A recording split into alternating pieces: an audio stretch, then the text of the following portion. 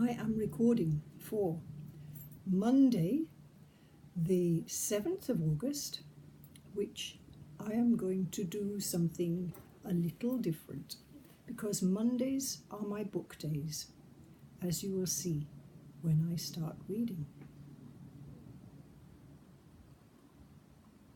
My book is called How to Deal with Difficult Situations in Life by Durgamata Chaudhary. Dedication. I am dedicating this book to my friend and partner in my entrepreneurial dreams, Eric Ho. Like me, a person of action, a solver of problems, and above all, a serious spiritual aspirant. With deepest gratitude for his inspiration, encouragement, and practical support.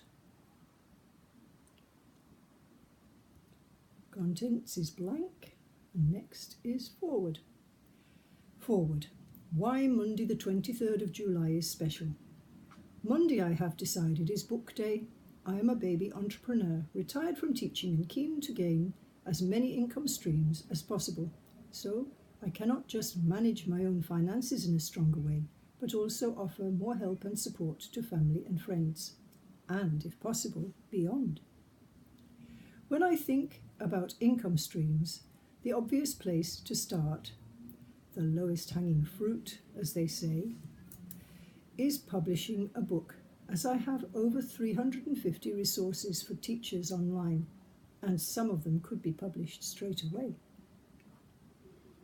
Let me check what the statistics are for my online resources today.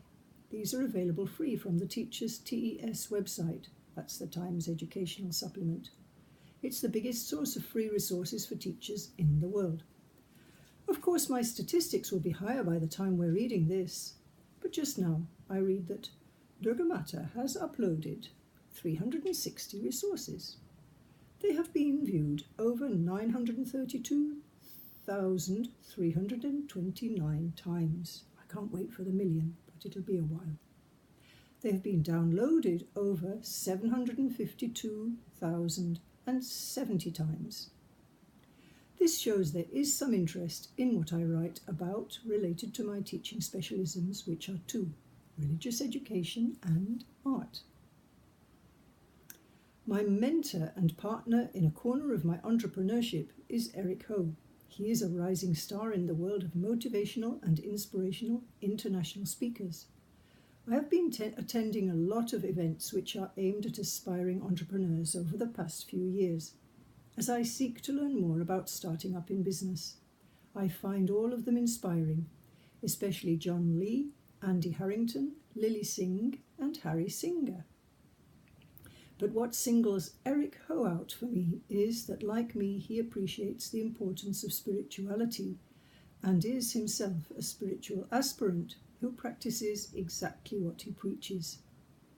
Eric always tells us that selling is serving, and this is very true with regard to my online resources, because if I have some experience or insight that would benefit people and help to create a more just and peaceful world, by restricting these resources to teachers online, I am not serving the wider public, thus contributing to the problems in the world rather than sharing in a way that might aid their solution. This year, as part of my efforts to succeed as an entrepreneur, I have been working on a serious 6-month business course called Inspiring Women, organised by Enterprise Enfield. I was greatly blessed to gain a place on this free course, one of only 25 women selected from across London. This course is part funded by the EU, so whether it will still be free or as widely available in the future is in question. The classes were weekly, rigorous, and intensive. I learned much, but there was a lot of homework and research required, and I was not able to begin to think about developing new initiatives until it finished in June. Cheers.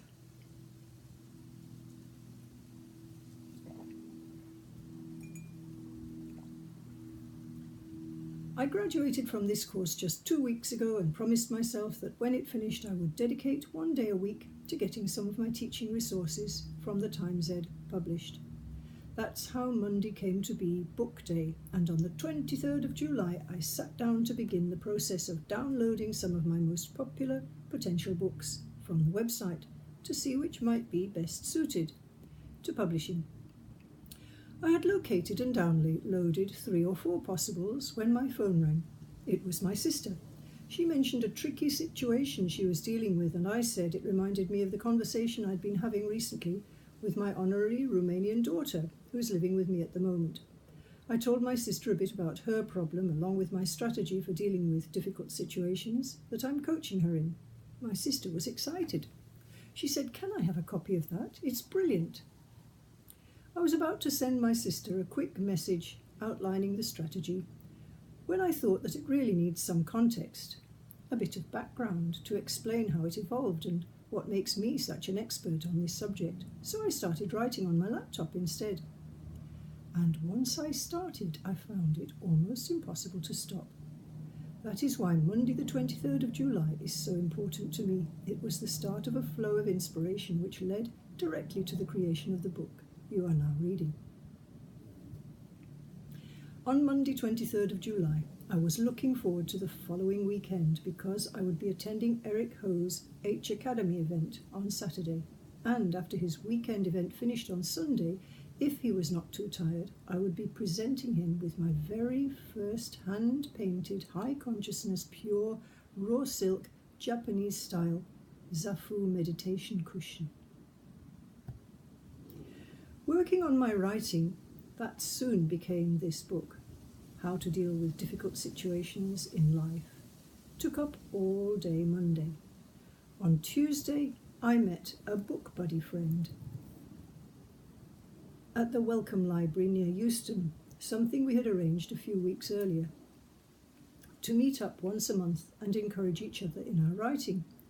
We worked there until 4:30 p.m. and then shared some chat and a cup of tea in the cafe. The Wellcome Collection, which includes exhibitions and a museum as well as the library, cafe and more, closes at 5 p.m. From there I continued working in a coffee shop and finally got what I'd written printed out in an internet cafe just before it closed at 9 p.m. so that I could do some editing. I started reading it through as soon as I got home, and I went on with that until after midnight without even noticing the time. I worked on this all day on Wednesday, and on Thursday, although I had to go to Derby to collect my first hand-painted silk meditation cushion from my dressmaker for Eric at the weekend, I worked in coffee shops until it was time to collect the sewing from her and head back home. Then I continued working on my book all day on Friday, now inspired to give a copy to Eric Ho, and I finished at 10 a.m. on Saturday morning, going to the event via the internet cafe to print him out the first copy.